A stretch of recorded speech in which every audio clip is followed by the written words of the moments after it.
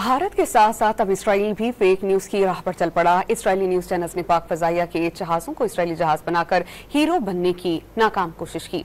Israeli news channels और accounts ने Pakistan air force की 23 मार्च की परेड की फुटेजेस इस्तेमाल की हैं। उन चैनल्स ने इस्लामाबाद की फजाओं में परवाज करते हुए पाक फजाई के जहाजों की वीडियो को इराक पर इसराइली फजाई हमले का दावा करते हुए नष्र किया है। वीडियो में दिखाई देने वाले तैयारे पाकिस्तान एयरफोर्स के तैयारे हैं जो इसराइल के पास भी मौजूद नहीं हैं। भारत के साथ साथ अब इसराइल भी फेक न्यूज की राह पर चल पड़ा। इसराइली न्यूज चैनल्स ने पाक फजाइया के जहाजों को इसराइली जहाज बनाकर हीरो बनने की नाकाम कोशिश की। इसराइली न्यूज चैनल्स और अकाउंट्स ने पाकिस्तान एयरफोर्स की 23 मार्च की परेड की फुटेजेस इस्तेमाल की हैं।